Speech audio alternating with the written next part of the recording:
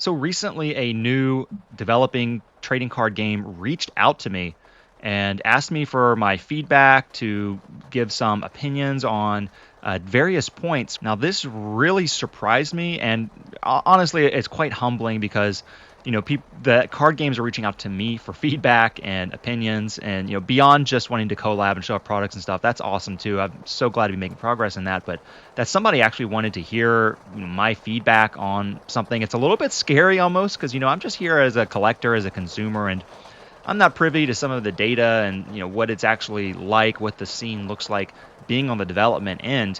But I thought it was really interesting, and I wanted to bring up something that I told them in this email that I think is really important, and I think that it is something that needs to be more focused on going forward, because there's a lot of good things we've been seeing done really well already, but I don't think those things have been proving to be enough for a lot of games. Thanks for joining me. This is Frank with Frankly Collecting, and I got another vlog series with you today. So today I'm telling you the importance of narrative and lore, just story and building a world in a card game, and where I see this done successfully in established games and where I think we can improve in a lot of new and upcoming games. I really think it's a golden opportunity. Now, like I said, this card game reached out to me, and I said in at least one of my points, I really honed in. I was like, you need to have some backstory, some interesting characters, some kind of narrative developed, because in this day and age, we have tools as creators, at our fingertips. I don't know what kind of programs are out there for like animation and things like that, and what all is involved with that, but you can make a blog and write up short stories. You can print out illustrated storybooks like MetaZoo did, or make your own comics. A core TCG did some mangas, and there are some areas where card games are trying this out and doing their own, doing what they can on their end to be able to flesh out a story or a world for their card game. Now think about Pokemon. People did not encounter Pokemon through the trading card game first and foremost. It was first a wildly popular video game, right? You had a character or protagonist, Ash, that you played as, and I think you can rename them whatever you want, and you befriend all these Pokemon creatures, and there's a story, there's gym leaders, there's a whole narrative and a rule set to this world, right? You have established locations and characters with names and a very established way that you go about your journey. You have to go to these gyms, you have to collect these badges, and that's how you beat the game. And then it doesn't stop there. You keep collecting and meeting other trainers, and then you can meet other people in real life. There's that sort of fourth wall element to it, right? You're not just engaging with the trainers in the game, you're engaging with real life trainers who have the game, and you trade with each other in battle. And it was hugely successful because of that world it built first. And when I would play the Pokemon card game, I got really into Gym Heroes and Gym Challenge because I liked those characters. I liked, that you could get not just a Venusaur, but Erica's Venusaur. And I knew that Erica was a gym leader, and there's a very, very strong connection in my mind between that character and this world that was already established in the game.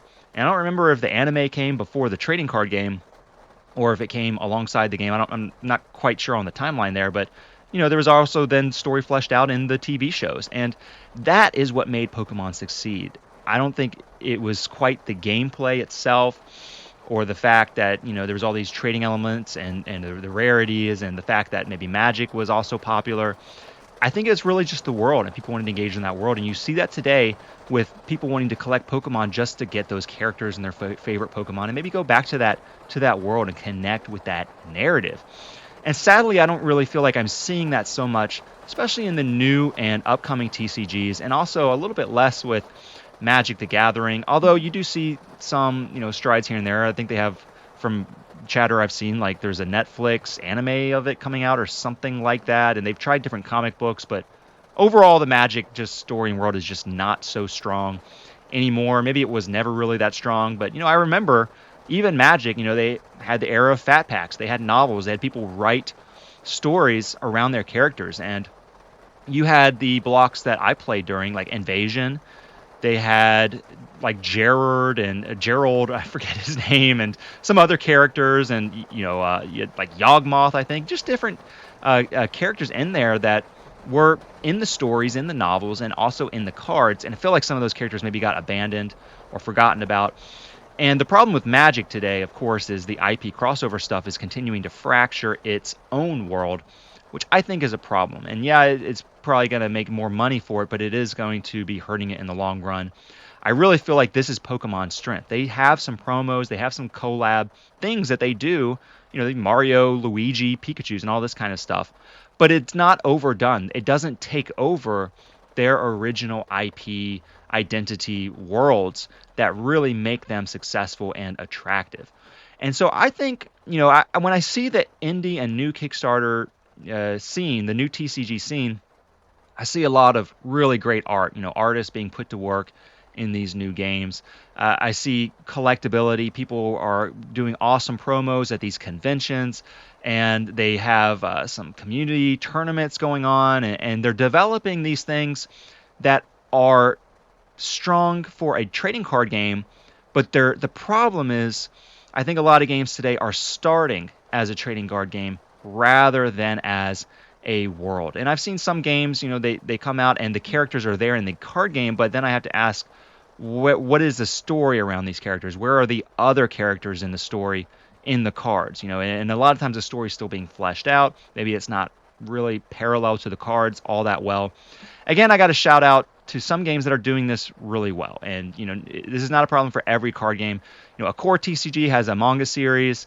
MetaZoo started out strong with this early on. They showed potential with the illustrated storybooks. I feel like that has gone by the wayside a little bit and has been kind of underemphasized compared to collaborations at this point. And they've kind of lost their way in that regard. But I really think, if you think about what started Pokemon, what made it so successful, I think that if you are a new card game or you're trying to develop a new project or product with characters and a world behind it, don't start with the product. Sit down with maybe not a team of people playtesting so much or interested in game mechanics and people interested in hot promo drops and this kind of thing and the sort of the usual system we've been seeing. Start with creative minds and sit down and draw out not just concept work, but actually develop stories and have other stories going on alongside these characters within the larger world, and be able to understand who are the chief players and what are their conflicts and what is the big story of this world. What is this world? What is the big lore behind it, right? Have all that drawn out, have all that written up, and then build your card game off of that. And better yet, we have all these tools at home. You've got AI stuff that's helpful. You can use that, in a responsible way. You've got other programs, and just put creative minds to work and write out the stories. And is there some kind of program out there that can just, you can make your own animations and put them up as shorts, or just start really, really small and flesh out this story and have something super strong from the beginning that can already be other media products before you get to the trading card game. Okay, I think that would be really something awesome that I would like to see from more card games. And I got to tell you, I'm really optimistic about Blight Breed TCG because is it Blight Breed? Yeah, I think I got it right the first time.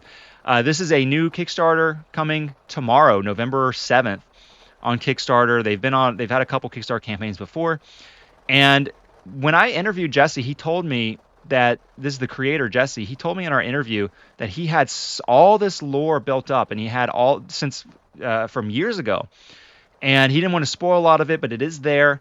And I think that's really, really strong. And I hope that a lot of these cards and mechanics and the world are going to be reflecting that lore that they've built up. And I hope that they can find another way to also produce that lore and put it in other means to really create a world out of which these cards are coming out of, and make it almost like they're a part of this living, breathing world, an extension of something else, rather than being a card game first.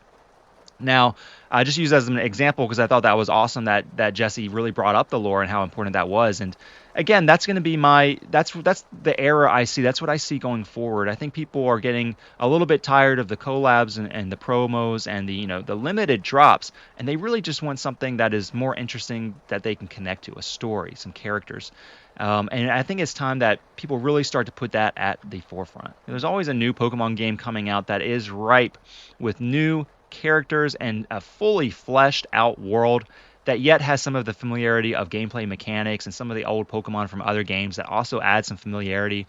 And that's what I love to see. I grew up playing all these video games and things. Now today, I see all this stuff around like Mortal Kombat 1, and there's this fighting game scene, and everything's about like almost just the esports and the competitiveness and new frame data and patches and things like that. And to me, it's always just been about this really cool world of Mortal Kombat and the interesting characters. And I just want to boot up the game and see how cool these characters are, see what flashy moves they have, and go up against someone on the couch. I don't need all of this very competitive kind of stuff.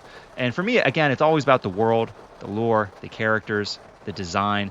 And I just hope to see more of that in the trading card space, see more interesting stories, more creativity put to work beyond just the art. I want to see interesting stories as well. Tell me what you all think about this topic down in the comments below. What do you think new TCGs need to stand out? And I'll see you in another video very soon. Thank you.